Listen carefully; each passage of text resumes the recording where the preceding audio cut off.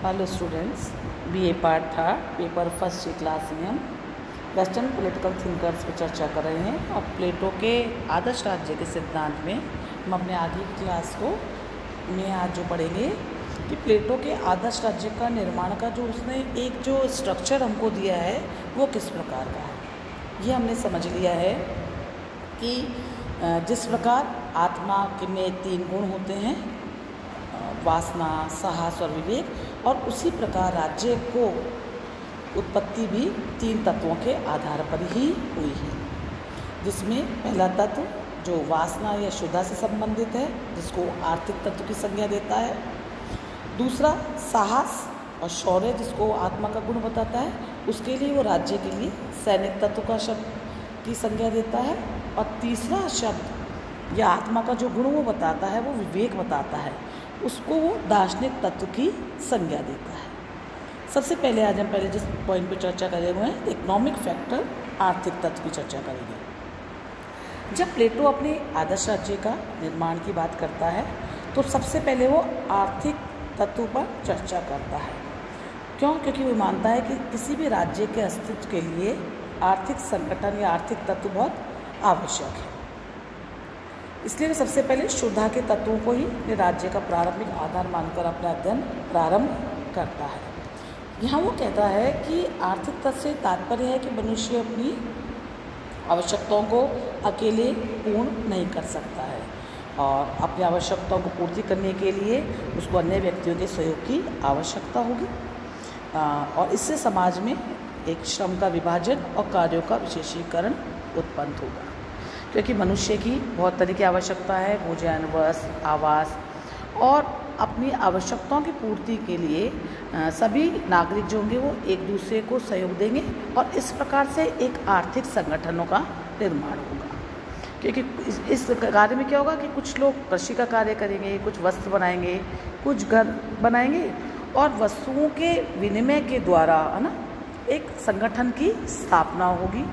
और फिर उससे राज्य की का मार्ग बनने का मार्ग प्रशस्त होगा। वो ये कहता है कि जिस प्रकार समाज में बढ़ई हैं, सोनार है, लोहार है, व्यापारी होते हैं, चिकित्सक होते हैं, अनेक वर्ग हैं जो कार्यों के आधार पर उत्पन्न होने, और ये जो सोसाइटी के जितने भी वर्ग हैं इन सब की एक दूसरे पर डिपेंडेंसी होगी। क्योंकि कोई भी व्यक्ति एकाकी रूप से अपनी सभी आवश्यकताओं की पूर्ति के लिए उत्पादन अकेला नहीं कर सकता है,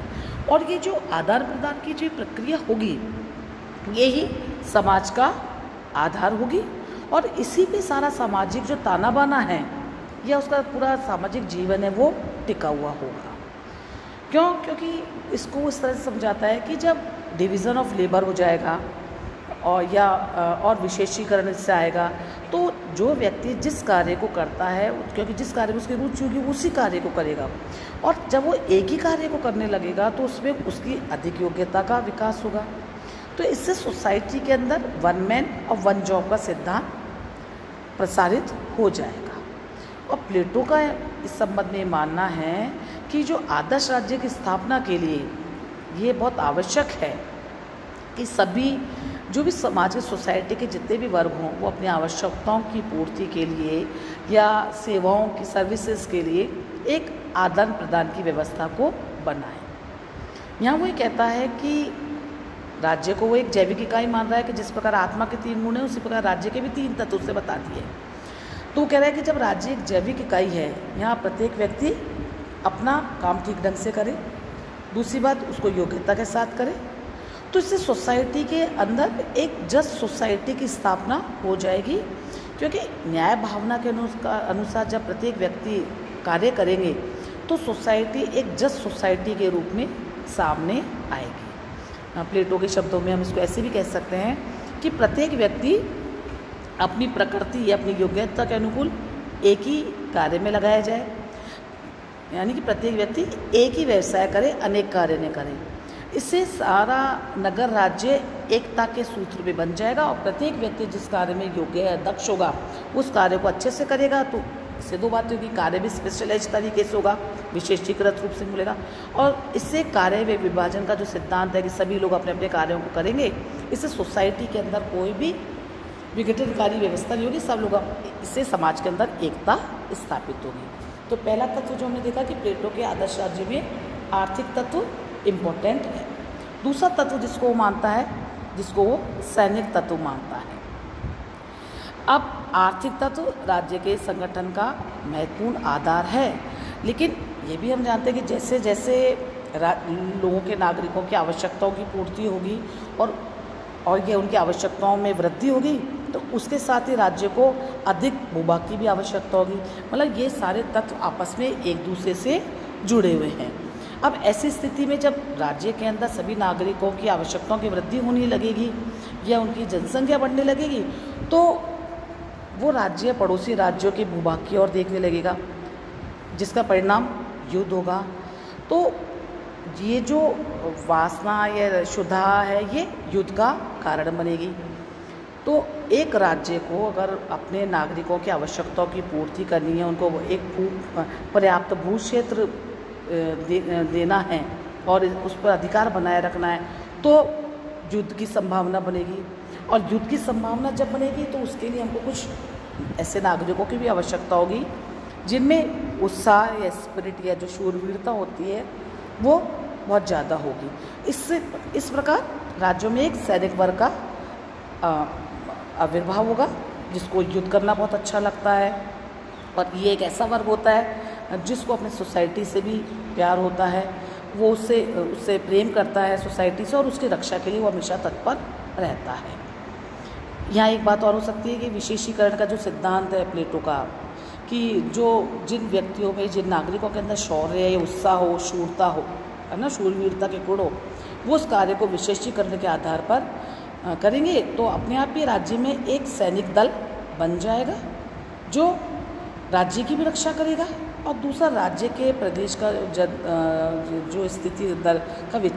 विस्तार का जो विचार है उसको आगे बढ़ाएगा। तो प्लेटो का यहाँ पे मानना है कि अब सैनिक वर्ग में कौन से लोग लिए जाएंगे, वो ऐसे लोग लिए जाएंगे जो युद्ध में भी रुचि रखते हो और जिनमें उत्साही भी हो, और यहाँ उनके लिए वो प्रशिक्षण की भी व्यवस्था करता है। तो दूसरी बात हम देखते हैं जो हमारे पहले ही पॉइंट से जुड़ी हुई है कि आर्थिक तत्व जब क्षुधा और आवश्यकताओं की जब बात होगी तो उससे दूसरी बात यह आएगी कि ऐसे जगह में हमको सैनिक तत्व की आवश्यकता होगी, क्योंकि जब राज्य का भूभाग बढ़ने लगेगा तो उसकी सेफ्टी, सिक्योरिटी और उसके एक्सपेंशन के लिए हमको सैनिकों की भी ज़रूरत पड़ेगी। तीसरी बात यहाँ पे प्लेटो अपने आदर्श राज्य के निर्माण में बात करता है दार्शनिक तत्व की, कि उसके राज्य निर्माण का तीसरा आधार दार्शनिक तत्व है जो हमको भी मालूम है विवेक या बुद्धि से संबंधित है। प्लेटो का मानना है कि ये जो सैनिक वर्ग था, जो दूसरे तत्व की जमाने, उसमें विवेक भी मिलता है, या जिनके अंदर विवेक की प्रधानता है उनमें सैनिक शौर्य तक की भी तत्व भी प्रधानता होती है। और यहाँ पे ये जो हमको कह सकते हैं कि यहाँ पे संरक्षक वर्ग जो है ये दो प्रकार का मान लिया हमने, जिसमें सैनिक वर्ग भी होगा और दार्शनिक वर्ग भी होगा। यहाँ प्लेटो कह रहा है कि जो विवेक जिनके अंदर है वो राज्य के सबसे महत्वपूर्ण तत्व मान रहा है वो उसको, क्योंकि कि जो विवेक संपन्न जो नागरिक होंगे या जो दार्शनिक होंगे वो बहुत लिमिटेड होंगे, क्योंकि ये सबके अंदर विवेक नहीं हो सकता। तो इस प्रकार से समूचा राष्ट्र दार्शनिकों का राष्ट्र नहीं हो सकता, और दार्शनिकों के लिए उन्होंने एक पूरी शिक्षा योजना उसने स्थापित कर रखी है। प्लेटो यहाँ पे कहता है कि ये जो दार्शनिक शासक हैं इनके अंदर न्याय और संयम का गुण होना चाहिए। अब वो कहता है कि इन दो गुणों से क्या होगा कि पहली बात कि विवेक से व्यक्ति को ज्ञान प्राप्त होगा, और ज्ञान होगा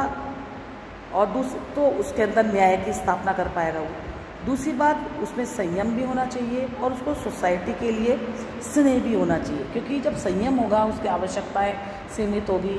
उसके पास अपनी परिवार नहीं होगा, उसके पास अपनी संपत्ति नहीं होगी, तो जितने भी प्रजा या जो भी नागरिक होंगे उन सब के लिए उसके अंदर स्नेह का गुण होगा। तो ये जो फिलोसोफर किंग होंगे, जो दार्शनिक राजा हैं, प्लेटो का मानना है कि उसके जो पूरे राज्य की उसकी जो आदर्श राज्य की जो योजना है ये सबसे ज़्यादा उसका इम्पोर्टेंट तत्व है, या एक तार्किक रूप से अगर वो उनको बहुत स्वाभाविक मानता है। कल आगे की क्लास में हम आगे जाएंगे और ये देखेंगे कि आदर्श राज्य के जो वर्ग हैं इनके बारे में हम और विशेष चर्चा करेंगे। Thank you.